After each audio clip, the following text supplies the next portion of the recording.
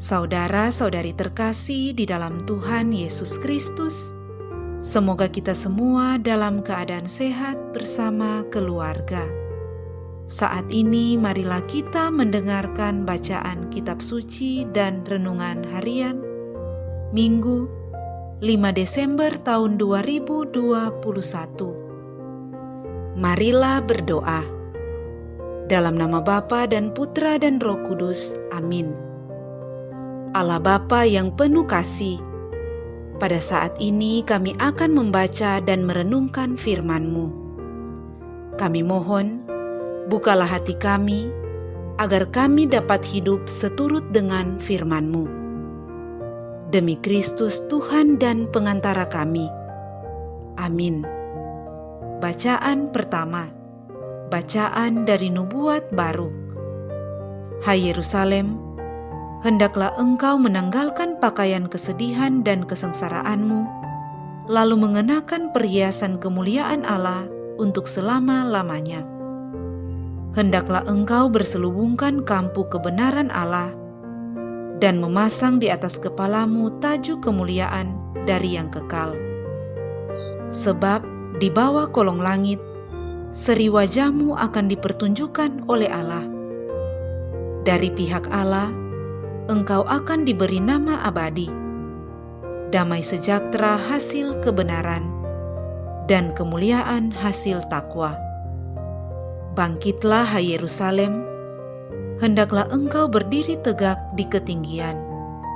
Tengoklah ke timur, lihatlah anak-anakmu sudah berkumpul atas firman dari Yang Kudus. Mereka berkumpul dari tempat matahari terbenam sampai ke tempat terbitnya. Bersukarialah, karena Allah telah ingat kepada mereka. Memang dahulu mereka pergi daripadamu dengan berjalan kaki digiring oleh musuh. Tetapi kini, mereka dikembalikan kepadamu oleh Allah. Mereka diusung dengan hormat seolah-olah di atas tanduk kerajaan. Sebab Allah memerintahkan supaya segala gunung yang tinggi dan segenap bukit abadi diratakan, supaya sekalian jurang ditimbun menjadi tanah yang rata. Dengan demikian Israel dapat berjalan dengan aman di bawah naungan kemuliaan Allah. Hutan rimba dan segala pohon yang harum semerbak pun menaungi Israel atas perintah Allah. Sebab Israel akan dituntun dengan sukacita oleh Allah, dan cahaya kemuliaannya, dan dengan belas kasihan serta kebenarannya. Demikianlah sabda Tuhan. Syukur kepada Allah. Bacaan kedua. Bacaan dari surat Rasul Paulus kepada jemaat di Filipi. Saudara-saudara, setiap kali aku berdoa untuk kamu semua, aku selalu berdoa dengan sukacita. Aku mengucap syukur kepada Allahku karena persekutuanmu dalam berita Injil dari hari pertama sampai sekarang ini. Akan hal ini aku yakin sepenuhnya bahwa Allah yang telah memulai karya baik di antaramu akan melanjutkannya sampai pada hari Kristus Yesus. Sebab Allah lah saksiku, betapa dengan kasih mesra Kristus Yesus aku merindukan kamu. Dan inilah doaku. Semoga kasihmu semakin melimpah dalam pengetahuan yang benar dan dalam segala macam pengertian. Dengan demikian kamu dapat memilih apa yang baik, agar kamu suci dan tak bercacat menjelang hari Kristus.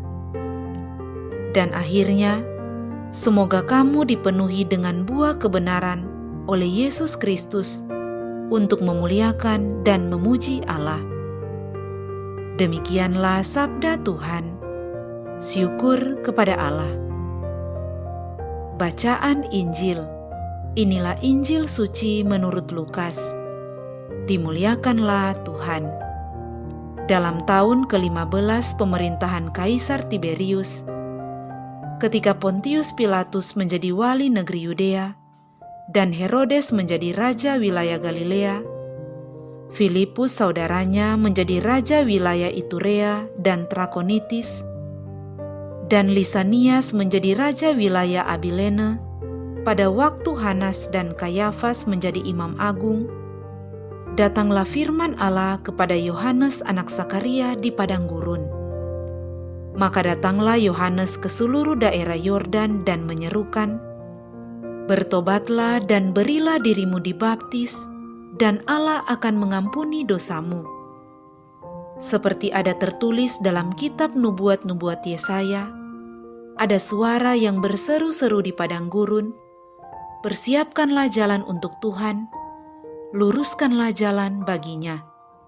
Setiap lembah akan ditimbun, dan setiap gunung dan bukit akan menjadi rata.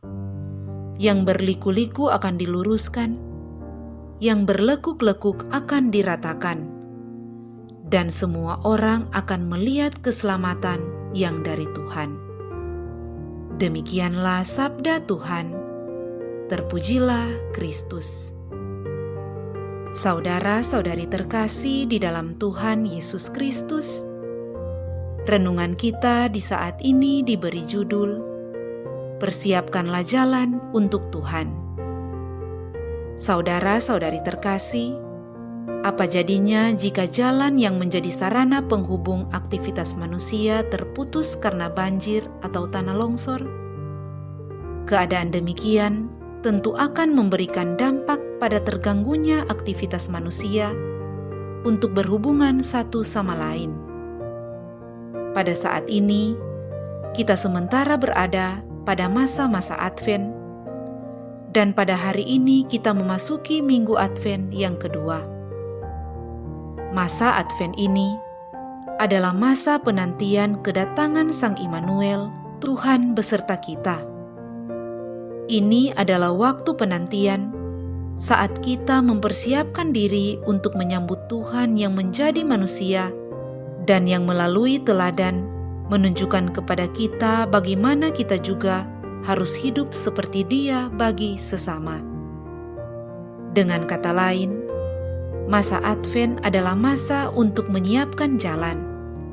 Jalan di sini dimaksudkan bukanlah jalan dalam pengertian fisik, tetapi jalan yang dapat menghubungkan kita dengan Tuhan. Masa Advent berfokus pada kedatangan Mesias dan juga menjadi masa pertobatan. Saudara-saudari terkasih, pada bacaan pertama dalam kitab Baruk menyerukan, "Bangkitlah hai Yerusalem." Seruan ini adalah suatu ajakan untuk menyambut kemuliaan Allah yang akan datang. Dalam Injil hari ini dikisahkan tentang Yohanes Pembaptis sebagai salah seorang tokoh yang mempersiapkan jalan bagi datangnya Sang Juru Selamat. Ia disebut sebagai nabi yang merintis dan membuka jalan bagi datangnya Mesias. Yohanes berseru-seru di padang gurun dan menyerukan seruan kepada setiap bangsa untuk mempersiapkan jalan. Yohanes mengajak manusia untuk berani mempersiapkan dan meluruskan jalan untuk Tuhan. Setiap gunung dan bukit menjadi rata, dan yang berliku-liku akan diluruskan, serta yang berlekuk-lekuk akan diratakan. Saudara-saudari terkasih, mempersiapkan jalan untuk Tuhan dilakukan dengan jalan pertobatan. Jalan pertobatan ini menjadi jalan yang menuntun kita kepada Allah, yakni dengan mengarahkan pandangan kita kepada hal-hal surgawi, dan kemudian meninggalkan kecenderungan kita untuk berbuat dosa. Masa Advent ini juga menjadi kesempatan untuk menjawab panggilan Allah untuk menyiapkan jalan dan kembali pada kehendak-Nya. Masa Advent adalah masa untuk mengikis dan merobohkan gunung dan bukit kesombongan kita, serta menimbun lembah-lembah kekecewaan kita, sehingga kedatangan Sang Juru Selamat dirayakan dengan penuh sukacita iman. Mempersiapkan jalan pertobatan dimulai dengan mempersiapkan jalan di dalam hati kita sendiri. Jika dalam hati kita masih terdapat kesombongan, kebencian, dendam, amarah, atau iri hati, maka kita perlu mengikis semua itu, supaya nantinya kita layak menyambut Kristus dengan hati yang tulus dan suci.